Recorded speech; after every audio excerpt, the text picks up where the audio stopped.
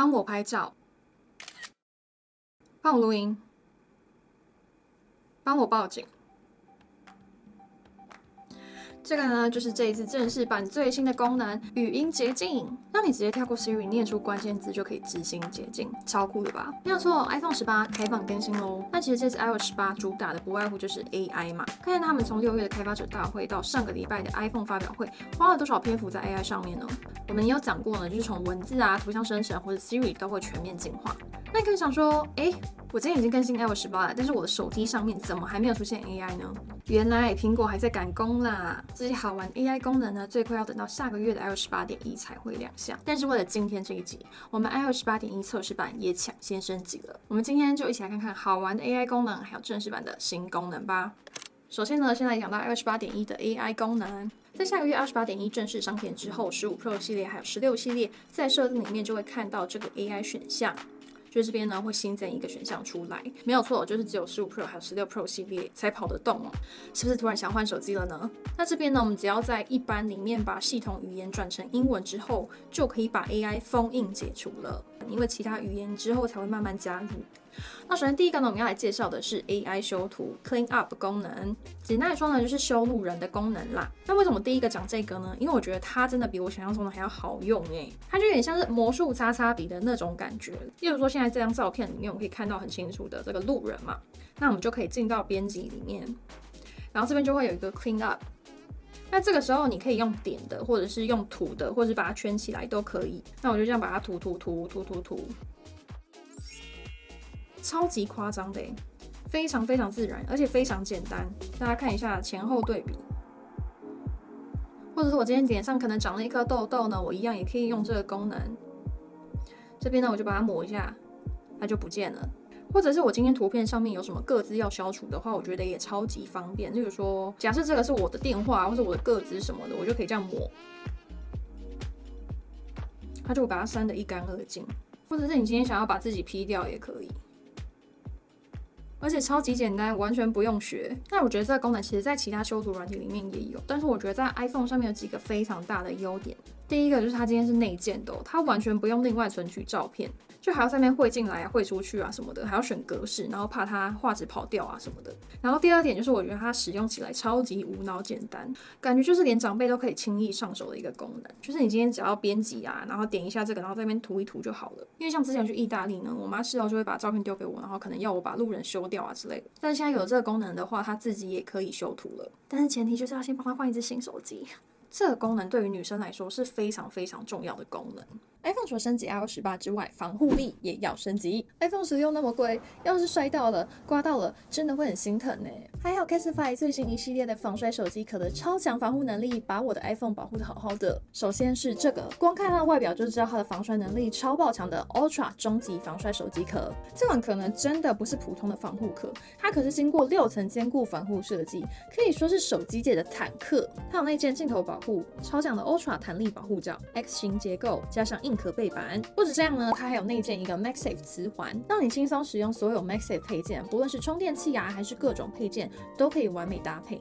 而且呢，它还用上了 Casetify 独家的 Tesla 技术。那这个是什么东西呢？简单来说呢，这个技术可以在你手机摔落的时候，用曲线原理把撞击力平均分散，确保你的手机不会受到强力的撞击。它也通过了10公尺高的军规级防摔测试，无论今天是从桌上掉下来或是单纯手滑，都不用担心你的手机会受伤。还有呢，它不止防护力超强，加上它的配件像是 Ultra 终极扣环，还有多功能背带，真的超级方便的。你可以把手机随便挂在脖子上、肩背，甚至变成腕带。怎么挂都 OK， 解放双手出门超轻松。那 Casetify 也有更多款式的手机壳可以选择，像是终极防摔手机壳和强悍防摔手机壳，这两款的防护力都很不错哦。终极防摔手机壳可以抗 6.5 公尺高的摔落，强悍防摔手机壳则是可以抗 2.5 公尺高，适合日常使用或者想要轻便的朋友，也都有超多花色可以选择。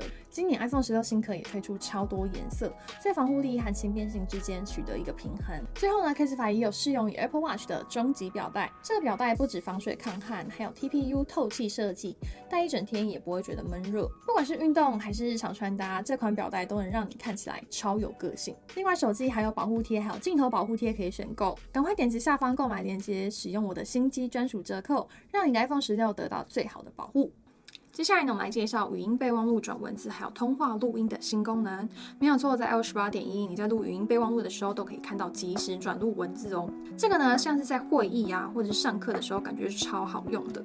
它的左下角呢有一个字幕的按钮，那你点进去就可以看到即时转录文字。录完之后，它就会是一整份文字稿，而且你这边可以随时暂停，然后点任何一个地方，让它从那边开始。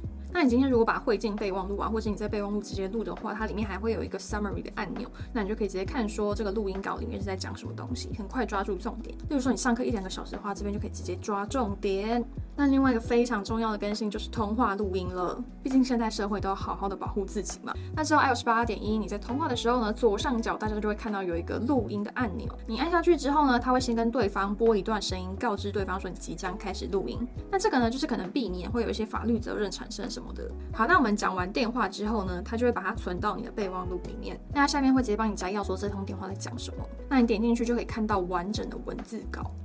大家看到这个就是你们通话的内容，而且我觉得它非常贴心的，就是它上面会写说这句话是谁在讲话，这边你就可以去听你们的录音内容。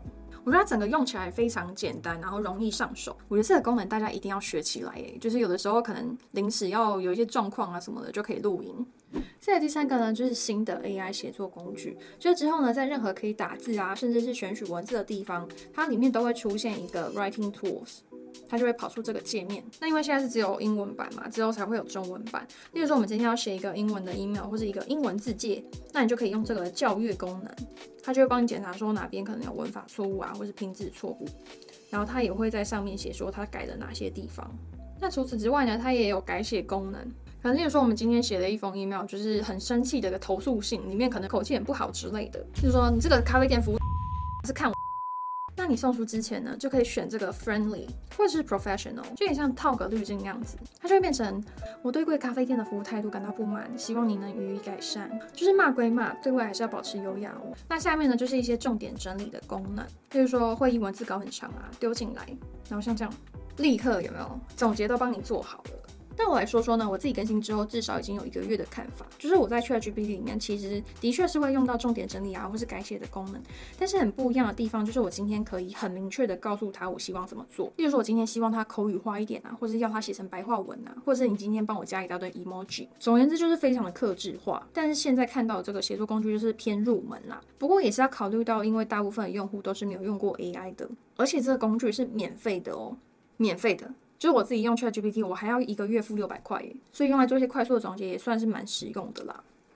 那再讲到呢，很多 App 都加入了摘要整理功能，例如说 email 或是通知，它接下来呢会把最重要的信件或是通知摆在最上面。然后呢，摘要整理的话，就是例如说你今天点进一个 email， 它的内文非常的长的话，它上面就会有一个 summarize 的按钮，然后你点下去之后，它就会帮你做总结，就是快速取得你要的资讯这样子。但是我觉得其实现在 email 都蛮短的，好像用不太到。但是另外一个就非常重要，就是 Safari 里面的总结功能。例如说我们今天在看一个新闻或者是文章好了，然后它这边就会出现一个 Summarize 的按钮，然后它就会去扫描这个文章，然后把它做成总结。就是在看文章啊，或是看新闻的时候都非常好用。因为我觉得现在资讯量越来越大，然后更新又越来越快速，所以能够快速抓重点变成一个蛮重要的功能。那苹果呢，除了以上这些已经加入 iOS 18.1的功能之外呢，还有非常多的功能会陆续加进来。例如说用 AI 制作 emoji 或是图片，像是 Gemoji 这个功能，就是你今天在输入软打字就可以做出属于你自己的 emoji。那虽然这些功能在市面上已经有了，但是我觉得它的意义在于，苹果的用户都是可以免费使用这些功能的，至少在1-2年内应该是免费使用。要想苹果用户有多少人啊？因为我觉得之前大家可能不会主动去用 AI， 可能是卡在要付费啊，或者觉得它很复杂。但是如果它今天就已经在你的手机里面了，就是不用白不用啊，就是那个 AI 的用户 base 会变得非常广，就是由老到少，长辈小孩都会用起来，就会达到原本 AI 厂，例如说 ChatGPT 自己达不到的广度。所以就 ChatGPT 还有苹果合作这件事情，我觉得是非常双赢的。那再来呢，跟大家总结一下呢，我这一次 iPhone 15 Pro Max 更新 18.1 Beta 版大约1个月以上了，我可以跟大家说非常耗电，这个 AI 简直就是电量怪兽。就是它要在那边机器学习之后呢，可能一些总结啊或是摘要的功能才会精准。但是毕竟这个15 Pro 的晶片可能当初也不完全是为了 AI 准备的，所以这个礼拜 iPhone 16开箱我也会帮大家好好观察耗电的状况，也敬请期待咯。那接下来我们就来讲到 iOS 18的正式版功能。那这是可以更新的机型，包含 iPhone XS 系列、iPhone XR 跟 iPhone SE 第2代以及后续的机型。不知道大家会不会为了 AI 功能想要换新机呢？欢迎在下方留言。那首先第一个呢，我们来讲到开头那个非常酷的语音捷径。那这个功能呢，就是用声音来命令 iPhone 执行捷径，比如说让它截图啊、拍照或是录音，帮我拍照。那这个帮我拍照，它其实可以设定不要跑出相机画面，它也可以直接拍照，是不是超级酷的？这张就是刚才拍的，或者是我今天要它录音，我就可以命令它说帮我录音。但现在我觉得有点不太稳定啊，有的时候叫不出来。那我们来讲一下怎么设定这个功能，就是在设定里面的辅助使用，然后里面滑到最下面，这里有一个语音捷径。那语音捷径呢，这边就是可以加入动作。那这个动作呢，其实就是来自于捷径这个 app。所以你要什么功能，你可以先去捷径里面查。再来就是设定咒语，就是你今天念出什么字，它就自动帮你执行。那这个指令是任何字都可以。那接下来它就要来学习说你念出这个咒语的这个声音哦，让它可以自动辨识出来。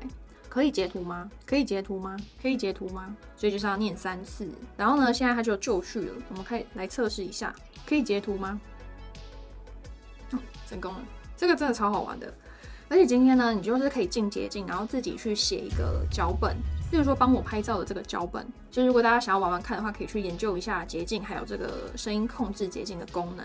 或者是如果你们想要我出一个教学的话，可以在下方留言。然后再来呢，我们来讲一下另外一个辅助控制，就是用眼球操控 iPhone， 是不是超酷的？就是一样在辅助控制里面有一个眼球追踪。那这个功能呢，主要就是想要帮助一些可能没有办法滑手机啊，就是身障人士这样子。那它很好玩的就是你今天打开之后呢，它会要追踪你的眼球动作。然后你结束之后呢，你就会发现，哦，天哪，好恐怖哦！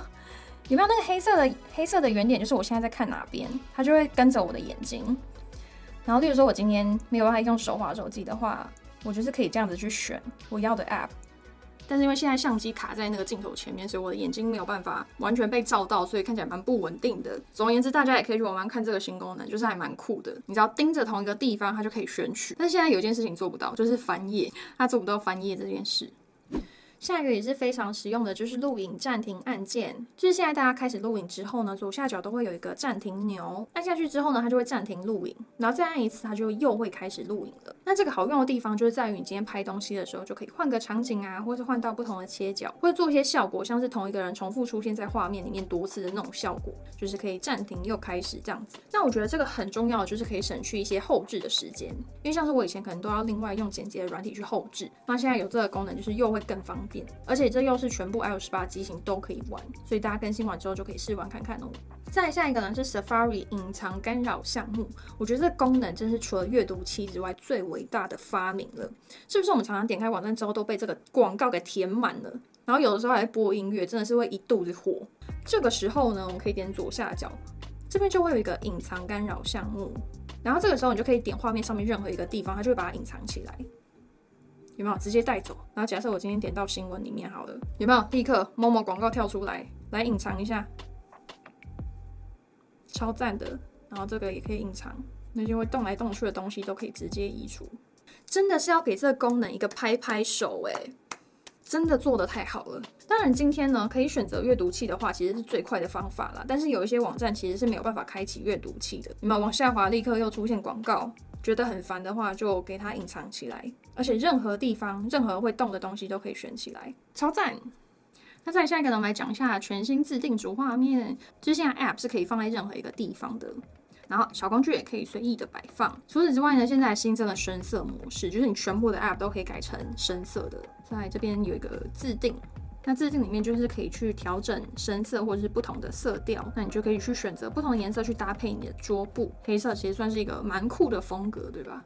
其实不难看啊，不知道大家喜不喜欢这个新界面呢？就是蛮统一风格的吧。然后你 App 也可以调大小，就是你可以让它变成没有那个名字，然后就只有那个 icon。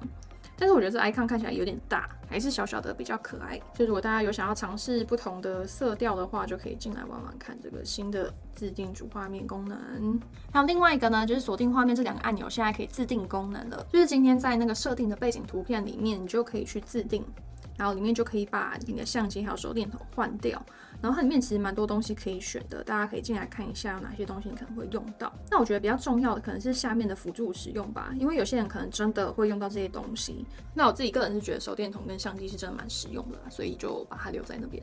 还有另外一个蛮值得提到的，就是控制中心的部分，现在整个改版变成这个样子，有没有觉得这个圆形非常的不习惯呢？我自己其实也是非常不习惯，但是最重要的就是今天它新增了非常多的页面，然后不同的功能，而且你是可以客制化它们的大小的，就例如说大家看到这个行动数据的这边呢，其实它是可以伸缩的，例如说你今天要新增功能的话，你就长按。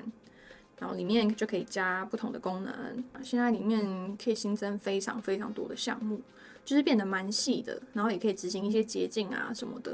例如说今天最重要的就是连线嘛，那你连线把它加进来之后呢，这是它最基本的大小，但是你可以再把它放大，它就会变成一整个页面。那你就可以选择说你希望它怎么样呈现，然后一些家庭的控制项目给大家看一下，例如说。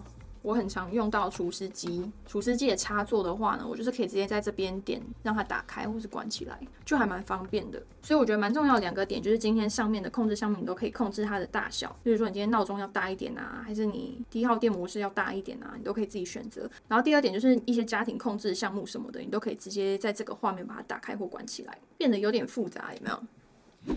再下一个呢，我们要讲到照片 App 全新改版。现在更新到 iOS 18之后呢，你进到项目就会发现它整个排版都改掉了。就是以前我们下面不是有一个分类嘛，你可以直接去选不同分页这样子。现在那一栏就是取消，然后它变成一个整页式的相簿。什么叫整页式的呢？例如说之前有一些相簿啊，或者分类之类的东西呢，它会直接排在下面。就是上面就是我们刚拍完的照片嘛，越往上滑就是越久以前的照片，但是往下滑的话就是一些相簿或是分类之类的，你就把它滑到最下面，这边有一个自定跟重新排列，你就可以选说哪些东西你想要排在上方。例如说我很常用到媒体类型，我就可以把它排到最上面，或者是有一些我不会用到的东西，我就可以把它取消打勾。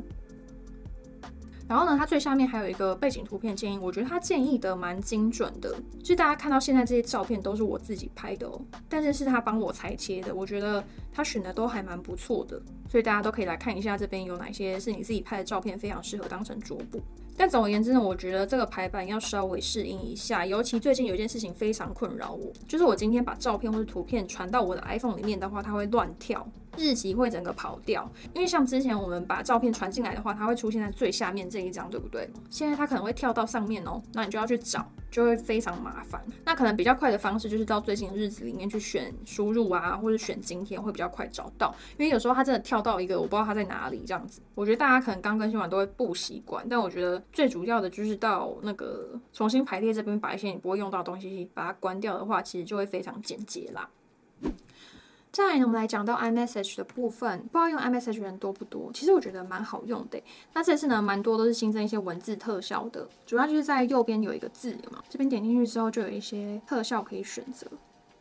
然后有一个蛮好玩的，就是你今天可以用贴图或是 emoji 去贴在人家的回应上面。例如说，我今天把这个 emoji 贴到上面，它就会粘在上面，所以你今天想要摆在任何地方都可以，就是蛮可爱的。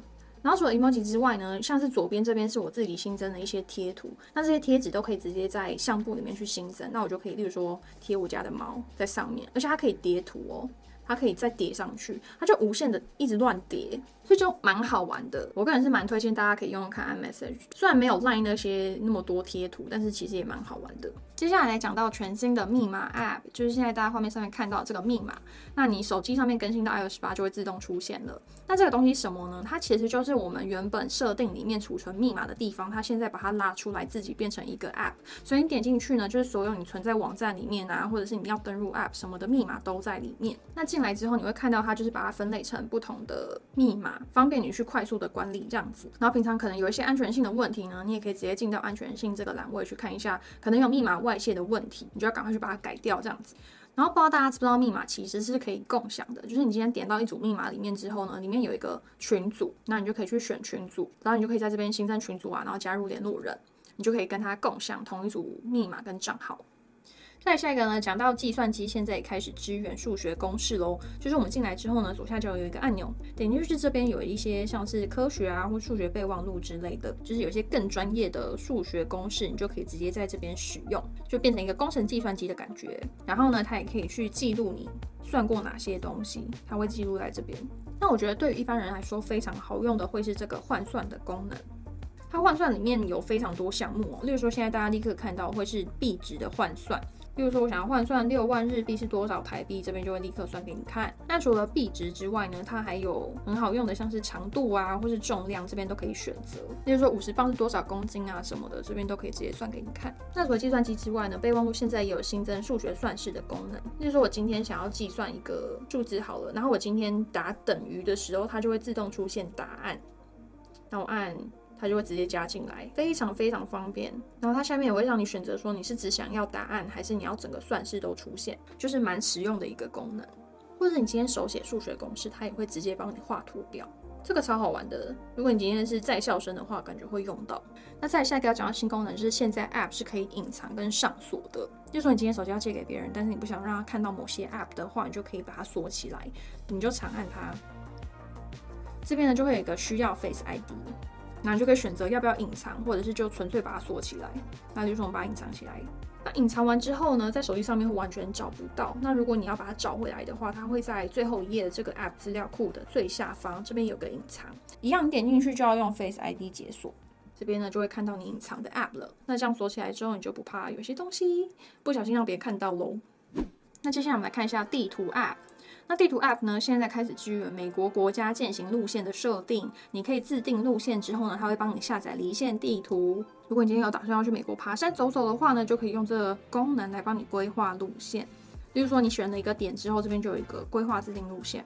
然后你就可以去选不同的点，把它串接起来。那串接完之后，它就变成这样一条直线嘛，你就可以去选择来回啊，或者什么 O 型路线之类的。那下面就可以看到它总长多少啊，然后时速跟高度等等的，都是一些非常实用的资讯。那你就可以看一下你这一次爬山可能要大概爬多久，要抓一下。那你就可以把它储存起来。那你储存之后呢，它就会自动帮你下载地图，就真的我觉得蛮贴心的。那因为它已经有下载那个离线地图，所以你今天在爬的时候，你一样是可以看到你现在的位置是在哪边，就不怕迷路了。那再来下一个呢，就是现在 iPhone 里面新增了一个游戏模式。那这个游戏模式据称它可以提升 AirPods 还有你的摇杆的反应速度。那你在设定的时候就可以直接把那个手把的蓝牙连接到里面。那你打开这个游戏专注模式的时候，它就会自动连接，或者是你也可以去设定说哪些联络人的讯息可以进来，这样子让你的游戏不受干扰。那下一个来讲到日志 App， 日志 App 的排版有一些改版，然后你会看到它上面呢就是多了一些你的成就，例如说你写了多少字啊、多少天什么的，而且蛮好玩的，就是你在写日记的这些分钟数，现在可以串联到健康的那个好像叫正念时间吧，正念就是那个 mindfulness 心灵舒压或者是灵性修养的这个时间是多久呢？这个写日记的时间也会加进去。其实我觉得日记 App 现在越来越完整了，如果大家有想要写日记的，不知道选哪个 App 的话，也可以试看看这个 iPhone 内建的日志 App。再来下一个呢是医疗卡全新设计。就是不知道大家知不知道，如果你今天发生一些紧急的事件的话呢，你如果要取得对方的医疗资讯，你可以长按这个关机的2个按键，里面就有一个医疗卡，你就可以看到对方的资料这样子。那这个医疗卡要在哪边设定呢？就是在我们的设定里面，然后你到搜寻那边去打医疗卡。然后你这边就可以去设定你的资讯这样子。那这个重新设计的医疗卡呢，就可以让急救人员更容易找到重要的资讯。所以如果家里有一些长辈的话，也可以帮他把这个医疗卡设定起来哦。那再来下一个讲到音乐的部分，就是现在你播放 Apple Music 的音乐的时候，它会有一个震动回馈，它会随着那个音乐的律动啊，去有一些不同的频率这样子，还蛮好玩的。我觉得这个功能更多是让一些可能听障人士啊，他可能也想要感受这种音乐的律动的话，这个功能就是帮助会蛮大的。但是一般人如果这样子开启的话，感觉是会蛮耗电的。